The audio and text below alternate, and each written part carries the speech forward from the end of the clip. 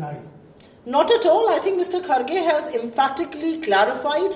He has said that he was talking about the ideology of the BJP, the ideology that the Prime Minister champions, which is to divide the country on the lines of communities, on the lines of religion, on the lines of caste, on the lines of languages, and that is what he wants people to be wary of. The reality, sir, is that Mr. Modi finds it very difficult to tolerate somebody like Mr. Kharge, who comes from the Dalit community, who has risen to the top of the Congress party on his own merit. Because the Congress is a democratic organization, he was chosen by over 9,000 delegates.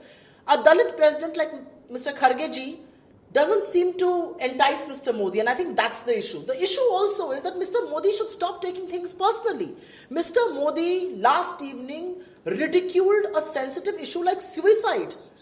There are 1,64,033 people who have committed suicide in this country in 2021 according to the last government available data, which, sir, is 450 suicide cases a day, which means there are 6 people in the age group of 18 to 30 and nearly 6 people in the age group of 30 to 45 who are committing suicide every hour. Do you realize why they are committing suicide? There's a 60% increase in those committing suicide due to unemployment. These people are committing suicide. There are 5 daily wage laborers committing suicide every hour. These people are committing suicide because they cannot battle poverty. There is unemployment. They have no realization as to where their lives are headed. Why doesn't Mr. Modi talk about all of this? You know, here in Karnataka, what is an issue? 40% corruption. You can't make it all about yourself. 40% corruption. And who's talking about it? T. Rajendra. Who's talking about it? A contractor like Santosh Patil, who was a BJP worker. He committed suicide and named your minister Ishwarappa. Have you spoken to him? Dingaleshwar Swami, the seer of the Lingayat community, says we get a 10% discount on commission, but even we have to pay 30% money to get funds released.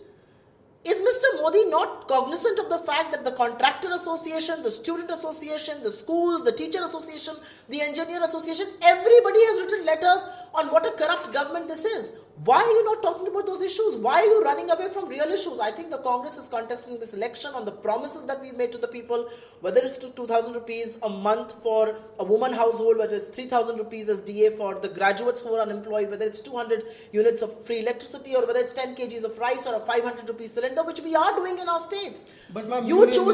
But union ministers like Anurag Thakur, Dharmendra Pradhan and Shobha Karandlaje and many others are saying it's a cheap tactic and it's a low-level language used by the Congress. What would they say to the Prime Minister who comes... apology. What do they say to the Prime Minister who comes to Karnataka and says the Congress has no warranty? How dare he say that the Congress promises are lies? Your promises are lies. You promised 2 crore jobs every year. You promised 15 lakh rupees in every bank account. You promised a roof on every head. Nothing of that sort has happened. You were the one who makes fake promises. Our promises, we have walked the talk on OPS, we have walked the talk on Nyay, we have walked the talk on right to health, we have walked the talk on DA for unemployed, whether it's Himachal, whether it's Rajasthan, whether it's Chhattisgarh.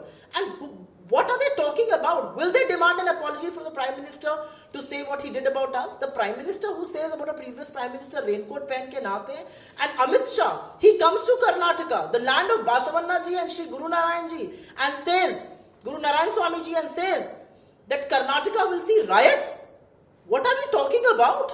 I mean, let's get real here. Karnataka is an election that the people of Karnataka have decided they will make the BJP sit in the opposition. They are struggling to get to 40 seats. And this is all a tactic to divert attention away from the real issues. But will Congress and Kharge ji apologize for I think Mr. Kharge ji, our president, has issued a clarification on ANI itself, and he has very categorically said, I did not mean Mr. Modi personally, I meant the divisive ideology that he espouses, an ideology which we see in motion all over the country. There is a reason why, whether it's the press freedom index in India or whether it's the democracy index in India, we are consistently falling. Do they not realize that? Do they not realize that a girl in Uttar Pradesh gets stabbed and another one, a 13-year-old girl, gets shot by a man openly? Do they not realize that Delhi police, which is in charge of security in Delhi, does not file an FIR by people who have brought glory to this country? Our biggest names in sports are sitting. What are they talking about? I think these are questions that should be raised in us.